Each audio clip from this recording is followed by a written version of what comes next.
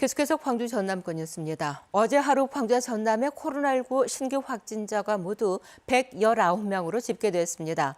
광주에서는 남구와 북구, 광산구의 요양병원 3곳과 초등학교 등을 연결 고리로 연쇄 감염이 이어지면서 어제 하루 모두 80명이 확진 판정을 받았습니다. 전남에서는 11개 시군에서 모두 39명이 확진됐습니다. 지난 10월과 11월 광주 학살의 주범인 전두환 노태우 씨가 끝내 사과 없이 숨지면서 많은 시민들이 허탈해하고 분노했죠.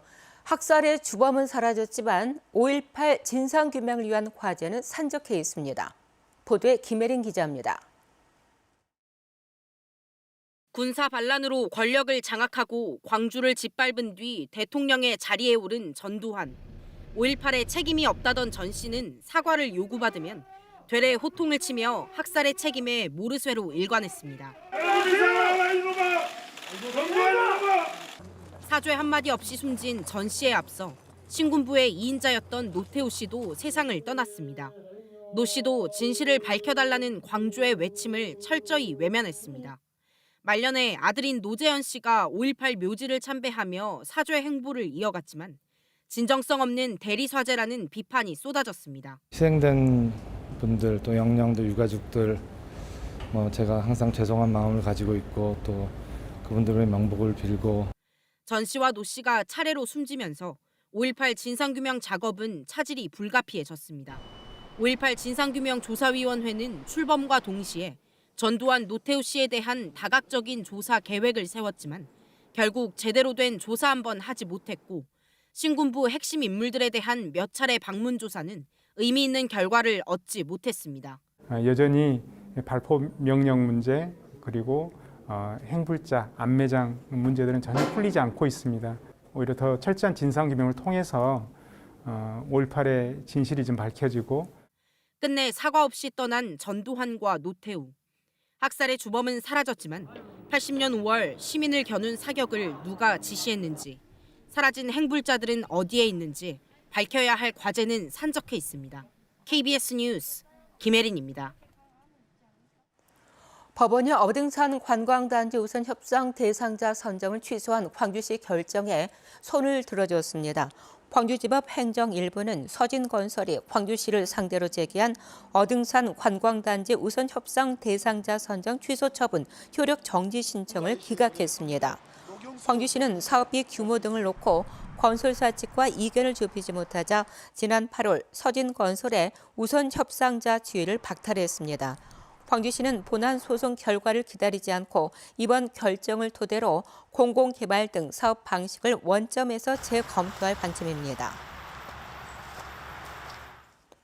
철거 건물 붕괴 사고로 모든 공정이 중단된 광주 악동 재개발조합의 내홍이 이어지고 있습니다. 재개발조합 측이 개최한 정기총회를 놓고 일부 조합원들이 무리한 예산 집행을 승인받기 위한 절차라며 반발했는데요. 관할 구청은 규정을 위반한 총회라면서 법적 조치를 예고했습니다. 손준수 기자입니다. 회의장 앞에 사람들이 줄지어 섰습니다. 건물 붕괴 참사로 재개발과 관련한 모든 공정이 중단된 광주 학동사구역 재개발조합 총회에 참석하려는 조합원들입니다. 총회에서 심의 의결한 안건은 올해 예산 집행 내역입니다. 그런데 일부 조합원들은 조합 간부들이 의결 과정을 거치지 않고 집행한 예산을 승인받기 위해 무리하게 연 총회라며 반발했습니다. 이게 잘못되면 누가 책임을 지는지 이해할 수가 없네요. 다른 방법을 찾아서 이번 정기총회를 통하지 않고 방법이 있을 텐데. 실제 관할구청은 총회 개최 시기가 규정을 위반한 것으로 보고 있습니다. 재개발조합 정관에는 정기총회는 회계연도 종료일 기준 2개월 안에 열도록 돼 있습니다. 규정대로라면 올해 2, 3월에 총회가 열렸어야 합니다. 총회를 개최 기간을 정해놓은 게 정관이고 본인들의 내부 규범이니까 정관을 지키는 게 중요하다고 생각되고 시청과 같이 정기총회는 취소가 맞다 이렇게 이제 그런 입장이죠. 조합 측은 코로나19 장기화로 정기총회를 제때 열지 못했다며 해마다 한 번씩 정기총회를 개최해야 한다는 정관을 따르기 위해 총회 개최는 불가피했다고 밝혔습니다. 조합 내부적인 상황이 또 다른 정관을 위배를 할 것이냐 이제 선택의 기로에 있었고 오랜 기간을 통해서 총회 준비를 하는 과정이었기 때문에 부득이하게 조합원들 뜻이 개회 선언하고 총회 진행하는 쪽으로 광주동구청은 정관에 어긋난 총회를 강행한 조합 측에 고발 조치를 진행하겠다고 통보했습니다. KBS 뉴스 손준수입니다. 진도군이 진도읍에서 가사도를 오가는 차도선을 3년째 운항하고 있는데요. 이 선박을 건조하는 과정에 다른 예산을 전용한 사실이 적발되면서 군수와 공무원들이 수사를 받는 등 잡음이 끊이지 않고 있습니다. 그런데 이번에는 보조금을 포함해서 수십억 원을 물어내야 할 위기에 처했다고 합니다. 보도에 최혜진 기자입니다. 주민과 차량을 실은 선박이 항구를 떠나 섬으로 향합니다. 진도읍과 가사도를 잇는 차도선입니다. 3번 다니고 그러니까 좀 편리해졌지. 내가 장애가 나왔다 그냥 들어갈 수도 있고. 선박 운항은 하고 있지만 내부 행정 절차는 사실상 중단된 상태입니다. 진도군이 급수선 보조금을 전용해 차도선을 건조한 사실이 드러나면서 국토교통부가 보조금 27억 원 환수를 통보했기 때문입니다. 국토부는 여기에 보조금의 3배에 달하는 제재 부과금까지 포함해 108억 원을 부과하겠다는 입장입니다. 진도군은 최근 이의 신청을 했지만 국토부는 받아들이지 않았습니다. 진도군은 조만간 이에 대한 행정 심판을 청구할 계획입니다. 절차상의 하자는 분명히 존재하지만 그 부분은 이제 지역 주민들을 위해서 공공의 목적으로 추진할 수밖에 없었는데 이 부분을 이렇게까지 가혹하게 할 필요가 있냐라는. 이런 가운데 차도선 사업과 관련해 수사를 받고 있는 공무원 7명과 이동진 진도군수를 선처해달라는 탄원서까지 돌면서 일부 주민들 사이에서는 반발하는 목소리도 나오고 있습니다. 대기에 못할 때 대놓고 그 주민들한테 그런 걸 떠넘겨서 해달라는 건 그건 대단히 잘못됐다고 생각하고요. 내용을 확실하게 알고 하는 사람도 적을 것이고. 주민 편의를 내세운 잘못된 예산 집행으로 수년째 행정력을 낭비하고 있는 진도군. 사법 처리는 물론 제재 부과금 부담까지 떠안을 위기에 처했습니다. KBS 뉴스 최진입니다.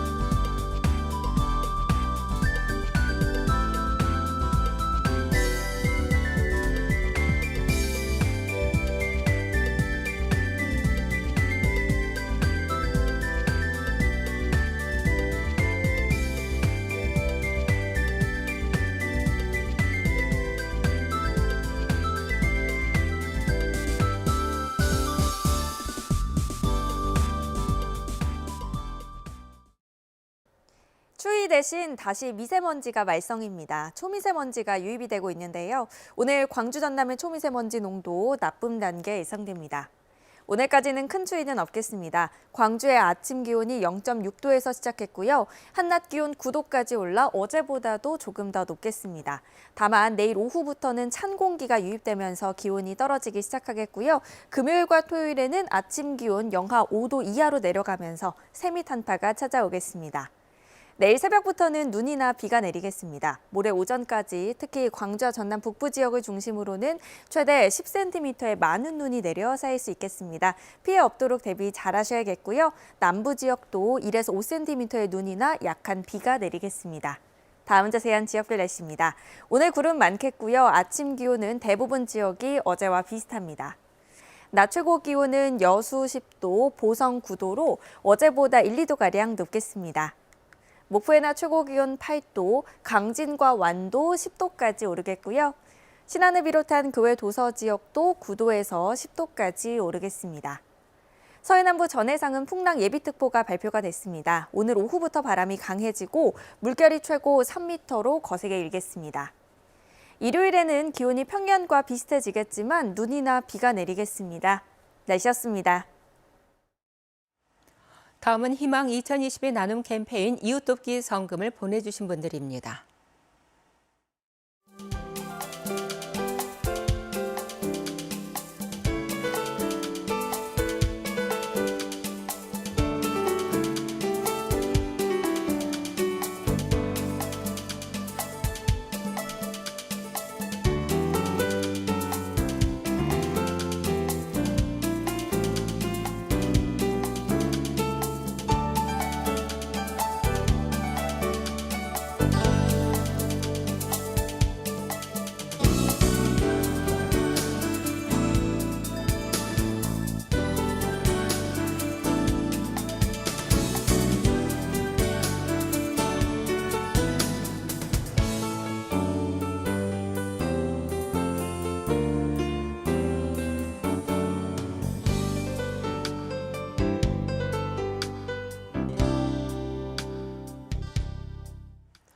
택배 노조 CJ 대한통운 광주 전남지부가 택배 노동자의 과로사 방지를 위한 사회적 합의 이행을 요구하며 무기한 총파업에 들어갔습니다.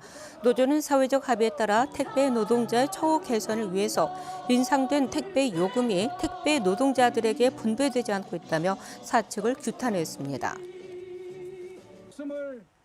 농어촌 이주 노동자 실태를 심층 취재 보도한 KBS 광주총국의 급구 이주 노동자 불법을 삽니다가 방송기자연합회 지역기획보도 부문상을 받았습니다. 방송기자연합회는 해당 보도가 코로나19 시대에서 무관심 속에서 불법 체류자로 전락한 이주 노동자들의 열악한 삶을 보여줬다며 수상작 선정 이유를 밝혔습니다. 수요일 아침에 함께한 KBS 뉴스를 마칩니다. 감사합니다.